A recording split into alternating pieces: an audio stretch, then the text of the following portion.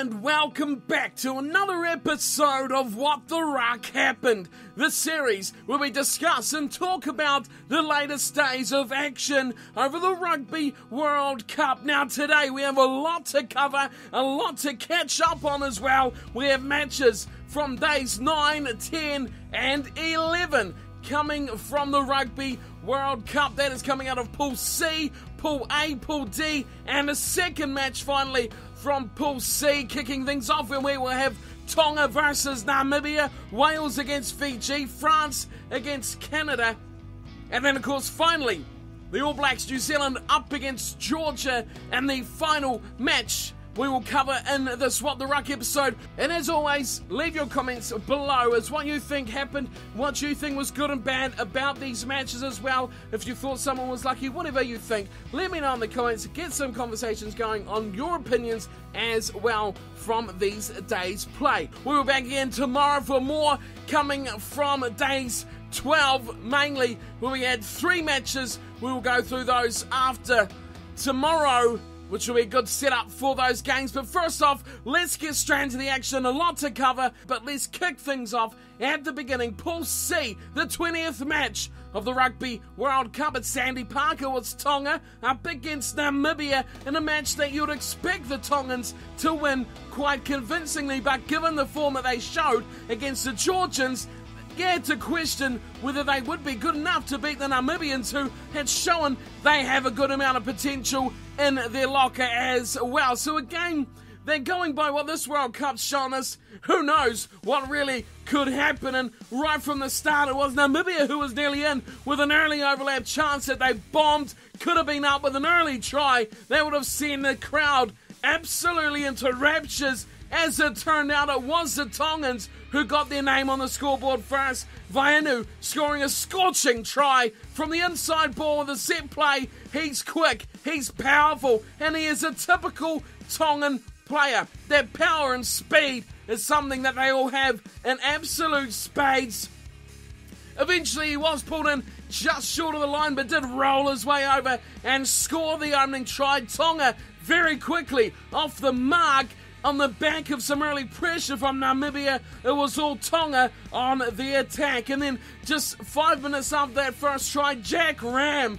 Goodness me, this man is a monster. And you have to commend Namibia in their previous matches that they actually defended quite well. And they showed that they can hold a team out from scoring a copious amount of points. That seemed to go out the window today as Jack Ram just bulldozed through about 3, 4, 5 tacklers before finally going over for the second try. And the first thing that came to mind was that, Tonga and Namibia were both playing such an attacking brand of rugby. We were just over 10 minutes into the game and already we'd almost seen 3 tries, definitely got 2, and it was showing that maybe Namibia had thrown that defensive idea out the window for a start and gone more for the attacking side of the game, and they did eventually score as well. They got the next try through Trump, and it was a scorcher as well. A stunning celebration from the man who was absolutely ecstatic. It was a turnover ball, it was a counter, it was many offloads, and he was away with their really second big chance to score a try, and they really made it count as well. And they were on the scoreboard, and they were in the game, and you just could not look past them when they were playing that well. Tonga playing a very Tongan style of gameplay. It was bulldozing. They were instantly into contact. They were waiting for no one, and it sort of counted against them because they were lazy at clearing out of their own line. They had bad hands as well. A lot of mistakes coming from the Tongans, playing that typical, almost cliche style of rugby that you'd think that they would have grown out of. The mistakes, the lack of discipline was coming into it for the Tongans, but the way they play when they do that also leads to some fantastic tries, and that is what we got next. A try to Fosita, the fly half for Tonga on the 25th minute as well. It was exactly what I just said that can be their weakness.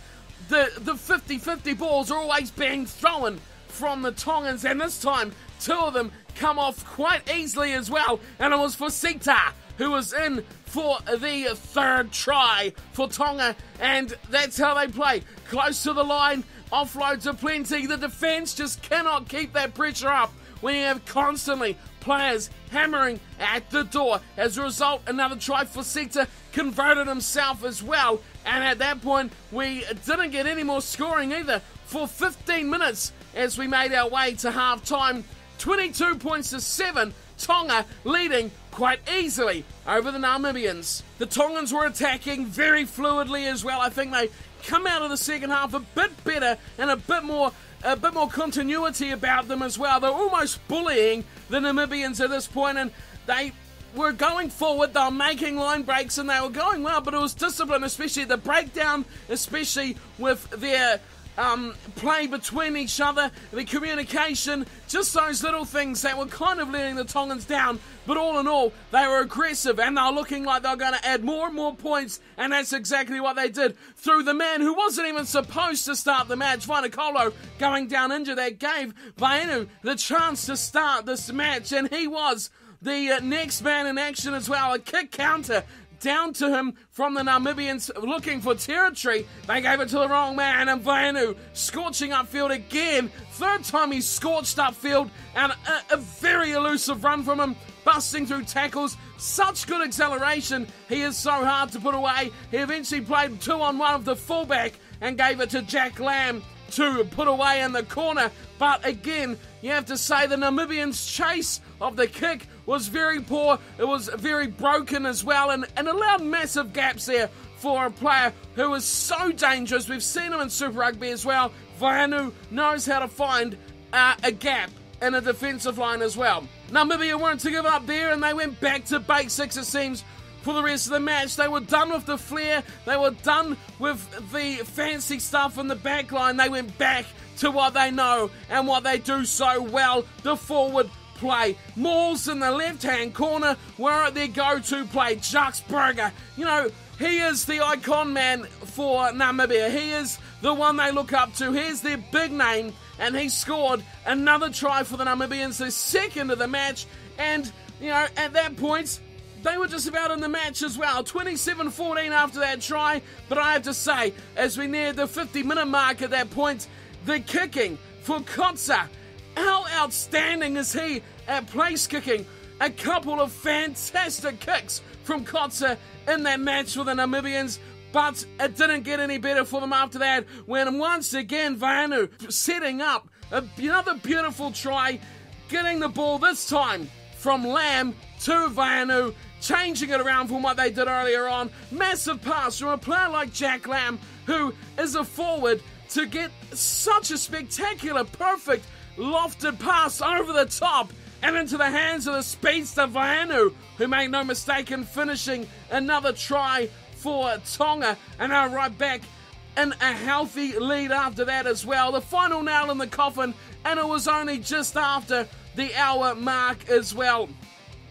The Tongans, though, they did show a bit of tiredness in the later parts of the match as well. They started to, the big men especially, had to be very quickly substituted, as they seemed to just drop very fast, and now bang, and now down, and they were looking out as well. But the subs come on, and they made a big impact as well for the Tongans. The mistakes started to clean up a bit, even though the gameplay didn't change one single part. It was still big bully play from the Tongans. It was the Namibians, though, who got the last laugh, the final say of the match. Once again, in the left-hand corner, it was that man, the icon, Jacques Burger, who gets his second try and the third for Namibia, just about getting a bonus point as well. It was their strength, you know, it was the line-out maul. That's what they know how to do. That's what they specialised in. And when they went back to that basic kind of technique and what they know how to do so well, they did look a lot better team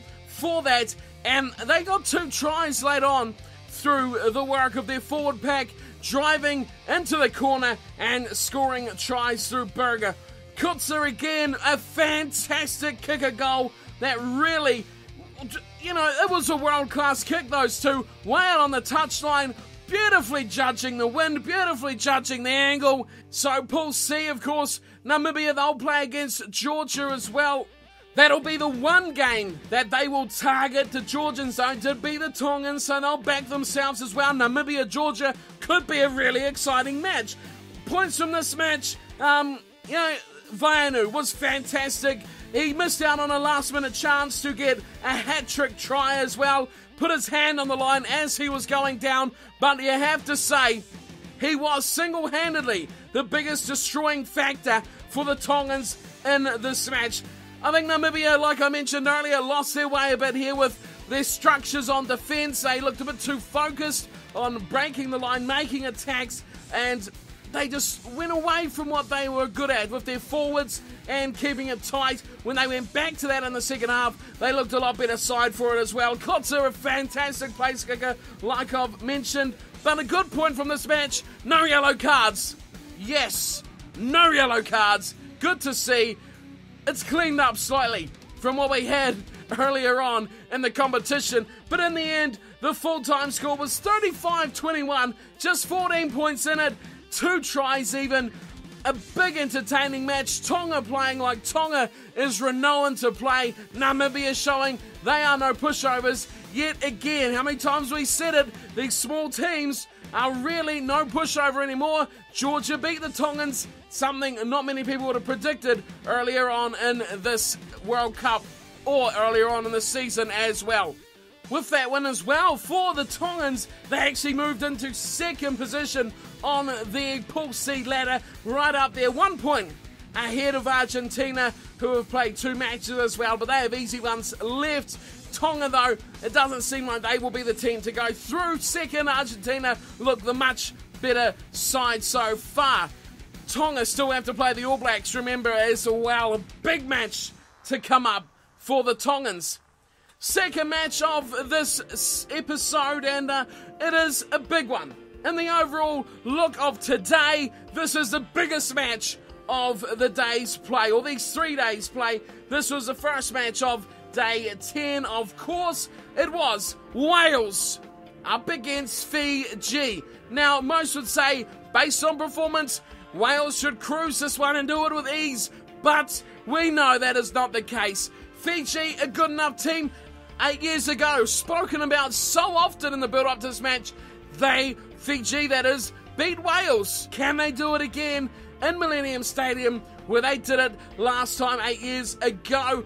There was so much riding on this match. Wales, if they win it, they're pretty much good result, go their way, guaranteed to get into the next round as top qualifier. They had to win it, and that was all they needed to do. And with that, would obviously be in control of their own fate, which is a massive thing to be able to have. Couple of milestones coming in from this match as well. A 50th cap for Toby Faletau and Dan Lydiard. 3 changes were made for this match as well, and there's probably not so bad. 2 players from the match against England out of the squad as well, so plenty of changes for the Welsh going into this match. And it took just 7 minutes in, and it was almost a try to Wales north of a massive big break, and they were covering up straight down the middle of the park. Fiji, though, on the back foot, backpedaling, giving away penalties, eventually run out from the line, a quick tap from Faletau, and then some quick recycled ball from the breakdowns, and then a beautiful little dummy show and a half-scrag tackle on Gareth Davies was not enough to stop him, and that little snipe of the Ruck just a couple of metres out resulted in the first try going to Wales, and that was a huge moment in the match for the Welsh. They needed that confidence, they needed that calmingness to get points on the board, and that was the big moment in the match. Fiji, though, they weren't going to go away from that. Everyone knows that Fiji are definitely going to stick out for most of the 80 minutes, and their scrum, of all things, their scrum was what put them in a big chance. They were getting penalties against the scrum and almost scored a try, but just went into touch in the corner. Wales again should have scored after that. A big break from Matthew Morgan, but again, he was just short of the line and then gave away a penalty from the resulting breakdown. Both sides were butchering big chances to get back in the game, and it's something that Wales can't afford to do as they look forward to the rest of this tournament. As we neared the break at half-time, there was a big attack camped inside the 22, right on the try line of the Fijians from Wales, and it was eventually the hooker, Baldwin, who scored a fantastic try, just putting the ball on the line with an absolute deft touch right at the only optimum moment he had to score. That obviously went to the TMO as well, but he went over for his first ever test try for Baldwin, the hooker for Wales, and that was a big one as well, as they really needed it, and that got them out to a 17-3 lead, which, you know, getting them over that 7-point buffer is huge. Eventually they did go to half-time, 17 points to 6, the scoreline between the two sides, Wales leading that one at that halfway point. Straight after half-time, there was a big chance for Cuthbert, intercept ball that almost got him an opportunity, but he couldn't handle it, and the result from that was Fiji countering the counter, and it was a big break through the middle from none other than Tukura Tuma. He is a scorching runner, and I've used that word like 5 times today already, scorching runner. He just made a massive break through the middle, through he went, support was there, pass over the top of the defence, couple of numbers, couple of offloads, and it was try time to Gonova, and we had game on as the Fijians were just 4 points away from the Welsh. It was close as you could ever wish. Both teams give away silly penalties, mainly to Fijians, but the difference, you'd have to say, would be Bigger's kicking, and that eventually was what gave them the little buffer they needed right until the very end. The big injury talking about Bigger was that he possibly did come down with an injury, which could be massive, absolutely huge for Wales if he does miss any World Cup, especially for the other injuries. How big a blow would it be to lose him? I'm pretty sure he will be okay though for the rest of the tournament. You would hopefully hope for Wales. Many chances come the way of the Welsh. A chance for Ken Owens to score on the sideline, but he just missed out, getting put over the touchline. Then it was Davies who should have been in for another one, but he was held up by the TMO after a desperate save from the Fijian defence. But all in all, they didn't need those tries. They hung on and they relied on the boot of Bigger. Fiji didn't really find any more opportunities after that. They gave away a lot of penalties in their desperate state, trying to break through the Welsh defence. They found nothing in the end, and as a result, went down finally by 10 points, 23-13, in a very interesting match. Wales did enough, but they didn't show anything to tell us that they are definitely World Cup contenders, even though they had that phenomenal win against England. But as we'll find out later on, is England really up to the top shelf of world rugby at the moment?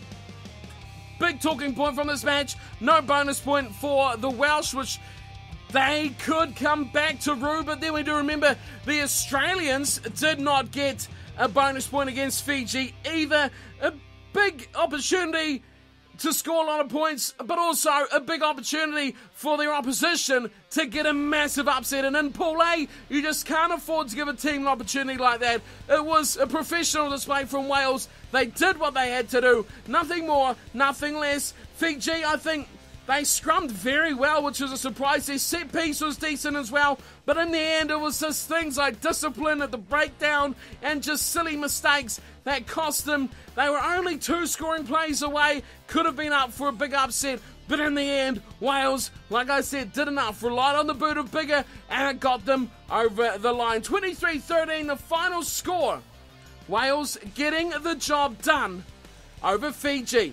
Third match of the day, that is the second match of day 10. It is France up against Canada, a matchup from Pool D in the 22nd game of the Rugby World Cup. Now this one had that air of, which France may turn up. We've seen, France lost to Tonga 4 years ago, something I've mentioned before as well.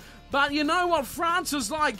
Do they stick up to this, high level that we know they can perform at? Or will they just play the level of their opponent? That's what we're going to find out. And it was always, that unreliableness about France, that you just don't know how much and who is going to turn up. What we got delivered after 3 minutes, though, was a big resounding "We are here" from France. Wesley Fofana scored an absolute scorcher. Now, don't just put Fofana in this frame as well, because the break from Freddie Michalak was absolutely outstanding. Breaking through the line, a step and a shimmy and a go, and then the offload of Fofana dragged about 3 Canadian defenders all the way with him over the line to score a phenomenal try. One of the best tries of the World Cup so far, I think. The strength of Fofana, the line-breaking ability of Freddie Michalak, and wow, what a start to the match. Canada, on the back foot instantly after a couple of minutes, and it was ominous signs about how this match could go, because we know if France turn up, it could be a very big score. France were dominating the forward work, though, and that was a big part of this game. It was giving them front foot ball, and it was putting them in good positions to attack. We know the old cliches, how they go. The game is won in the forwards and all that blah, blah, blah stuff. This game was really done exactly like that. France dominated the forward pack, and as a result got everything they needed. They showed all the abilities, they showed the control, and they were putting Canada to the sword. But credit to the Canadians, they were defending pretty well, and as a result they were holding the French out, but it wasn't for too long as the French started to use that forward pack a little bit more than they were at the start of the match. Guirado scoring a maul try. It was something we've seen from the French quite a lot. A line-out maul, driving, getting half the back line in there as well. Massive control, keeping it moving forward. They knew exactly what they were doing the whole time. And Guirado scoring the try number 2 for France, and it looked like, once again, it might be all over for Canada if they could even get a glimpse into this matchup at all. It could be too much for them to do already after just, a good 10-15 minutes of this match. But they have one man, the talisman of Canadian rugby, DTH Van der Merwe. Wow, this man is something else. We've seen him playing for the Glasgow Warriors in the Pro 12 and competitions in the Northern Hemisphere, and how good he really is. But he's showing his talents off massively here in the international stage. What a try. So elusive. The shimmy, the step, the go again. The numbers game out wide. He had it all covered. He had it all under control. He is so hard to put away. He scored the first try for Canada in this match, and some may think, well, the Canadians are back in this one, maybe. They could do something with this. Well, they did do something with it, because next man in was Carpenter, again for the Canadians, and all of a sudden, it was 17-12. France's lead was struck back down to just 5 points. The try was scored, just a pick and go, rolling around the back of the ruck, out the other side, the recycling speed, that was it. That was what rewarded that try, getting it out beautifully, quickly around the corner, and there we go. Canada had the thought, they can upset the French. They were in this match, one more scoring play, and they could be in the lead with another try. Before the halftime break come along, though, the French never really got flustered here. They were always seemed like they were in control of this one, and they looked to their forwards once again. It was Slimani who gets the 3rd try for France. In control of the forward pack, like we mentioned, they used it well. The line-out maul kept it tight, kept it in control, and it was the big front rower who just rolled over the try line. Really, another great line-out maul. The Canadians just could not handle the strength and the play from the forwards in the French pack. The two teams eventually went to halftime 24-12. France with the lead, but only 12 points in it. The Canadians always had that little bit of belief that they could steam back into this match. The second half, though, it just did fade away from Canada.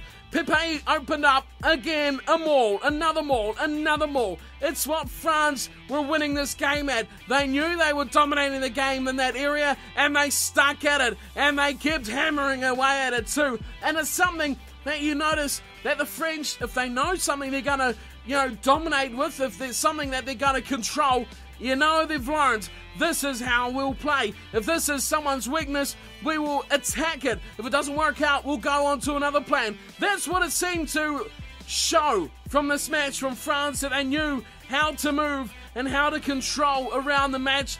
But then things got a bit easier for them as the match wore on. Canada getting a yellow card, Dala going off, and you had to think at that time, game over. France were leading by, 31 points to 12. And it was curtains now for the Canadians, and that's exactly what it was. Another try was scored in the 73rd minute by Grosso, his first ever World Cup try and appearance as well. It was just a backline play, moving it through the backs. The game was in the bag. France was starting to play with some flair now, using their flashy men in the backline and donning down the corner. Good try too, he didn't have much room to move. A tight finish. The TMO was called into action once again, but the try was awarded by probably a couple of millimetres. It was that close to being on the chalk. In the end, the game was a bit of a blowout. I think Canada played better than the scoreline represented. France, although they were always in control, Canada, their determination, their passion, was their fighting ability was just good enough to just give you that inkling thought that maybe they will find a way back into this, and they always seem to do it in the first half before they slowly faded away to nothing. They come into the game and then conceded a bad time, and that really put them off. Every time they started to get the control back. For the French, I thought Michalak was absolutely outstanding. Wesley Fofana had a good game as well. He's a massive part of the French backline. But their forward pack, I think that, once again, was a controlling factor. They knew where to attack, and they did very well at controlling it, as well did France. For Canada, there's only one man worth mentioning here, DTH Van der Merwe. The man is absolute class, and once again, the Canadians go down scoring good tries, and they just could not quite get the momentum all going their way, but they've had a really good World Cup. I think they've really impacted this World Cup as well. The final score, 41-18, France with a big win in Pool D, and everyone's looking to France v Ireland. That is going to be mouth-watering. I cannot wait for that match. I think it is next weekend as well, which is going to be, I just cannot wait for that game.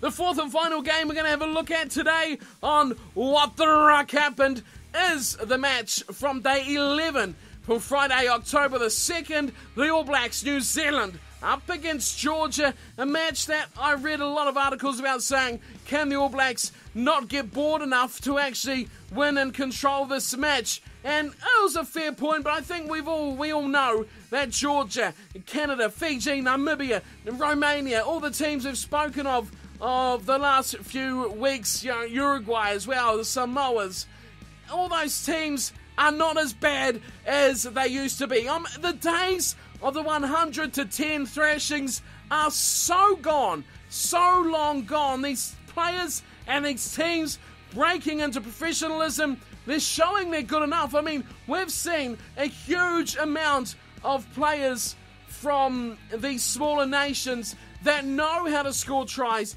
They know how to get into games. They know how to play at their strengths as well. And, we've seen it time and time again as well. Speaking of this Georgia match, of course, there's one man who was massive.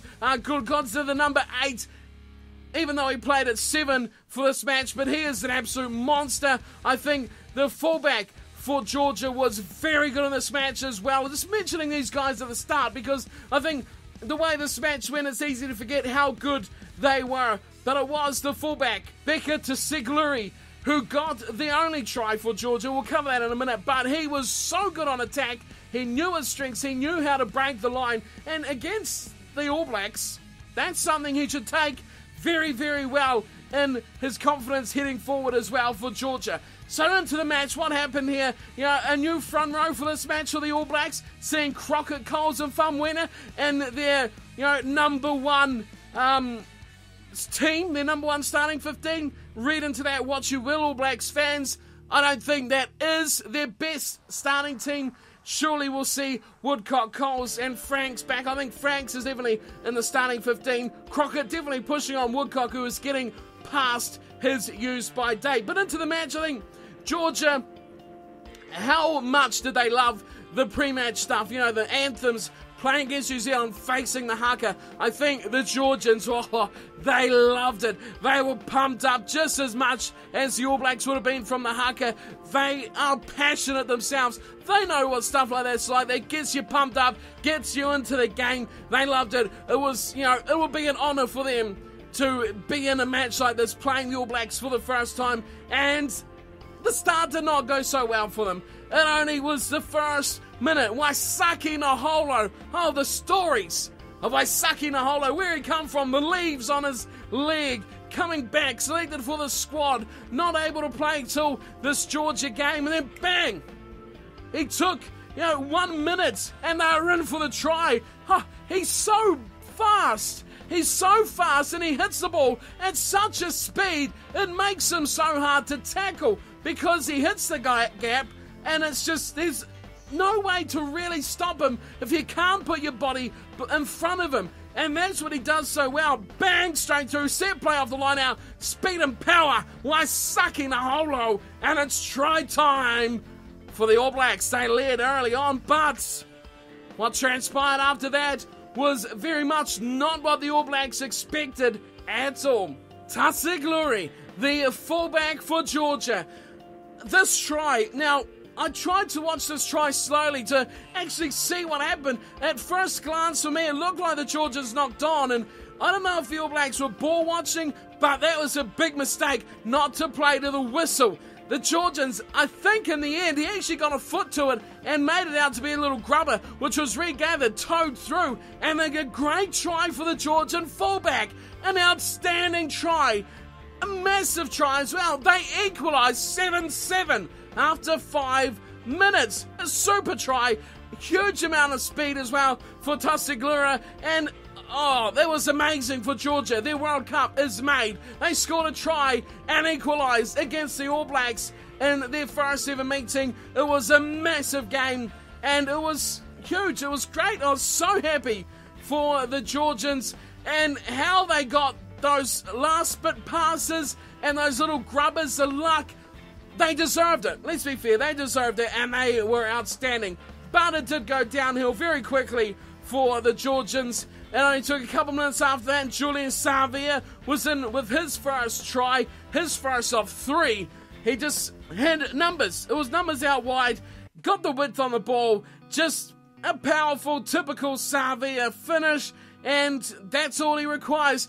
Didn't look at his best once again, but he's always going to be powerful. I don't think he's quite got his balancing right. You've seen on a number of occasions when Savea got the ball, he just didn't quite hit the defender at the right point, which is something I'm sure he'll look to improve on as well. There was plenty of penalties going both ways. I think Georgia were trying to control the match at their speed. The All Blacks were trying to speed it up. But all in all, the All Blacks were in control, and Savea went over for a second, just width on the play, numbers out wide, and another try. Then Dane Coles, once again, width on the play, numbers out wide, and another try was scored. Wasn't quite that simple, but all in all, that's what the All Blacks do. They get the overlaps, they get the numbers, and they get the men outside on width. The backs just as destructive on the wings as the forwards as well. Dane Cole scoring 1 try. I'm sure that'll be one of many as well from him. He's such a talented player in the front row. Georgia were winning scrum penalties, which I think is something they'll take great heart from, to win scrum penalties against the defending champions. The All Blacks don't have the best scrum in the world, but I think they, they have a good scrum, a decent scrum, and Georgia to take points off them like that is good. Good for the Georgians as well, showing that they're not absolute lackeys when it comes to the game of rugby, which we all know they're not. Great defence from Georgia as well. New Zealand made a whole pile of mistakes. I'm not going to go on about that too much, but if you watch the game, you'll know the All Blacks were dropping balls left, right and centre. Huge defensive pressure from the Georgians, making the All Blacks make mistakes, which is what the All Blacks need. A lot of talk about how they're not going to get tested enough heading into quarterfinal rugby. Well, I don't know. Georgia, very physical. Tonga, very physical as well. And I think the All Blacks, if they use these matches correctly, could give them the build-up that they require going into the quarterfinals. Halftime was 22-10, the All Blacks leading. But then we go into the second half. There was just mistake after mistake.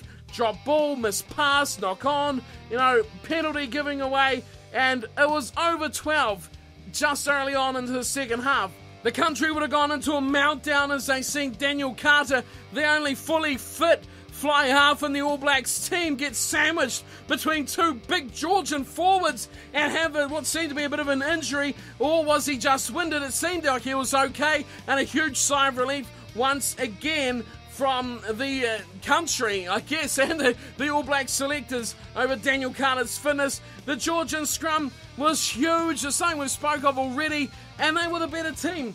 Early on in the second half, Georgia were the best side. In the end, the All Blacks did score a try. It took them a long time before Kieran Reid's try over the 50-minute mark. A line-out play, close in, using the forwards, keeping it tight. They got the try.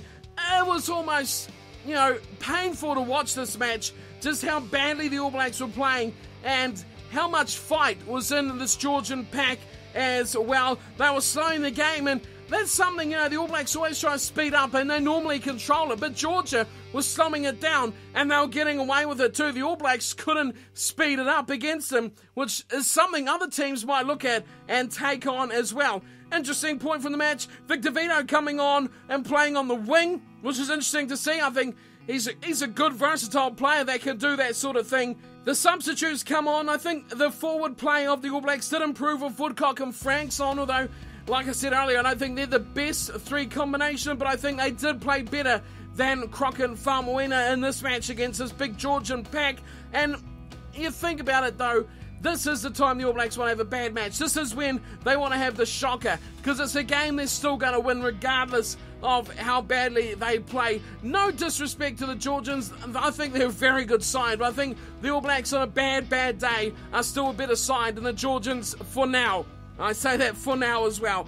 Later on in the match, there was a couple of tries in the 73rd and 76th minute. Fikatawa and Julian Savia. It took forever. The game was wearing on. The All Blacks had a slender lead. It was not much, high 20s at that point as well, 29-10, and they just didn't have anything in the locker at all for this match. The Georgians were controlling, and it was a stalemate almost of mistakes by both sides. The All Blacks were playing horribly. Tries, Savia, just width. He actually caught the ball. He actually made a good bump off and actually made his way over the line. Something we didn't see. Fikatawa come on the field. Substitute showed a bit of class that we had missed from the All Blacks, because he actually broke the line, broke the tackles, hit the gap, and scored a good try. I think the scoreline did flatter the All Blacks.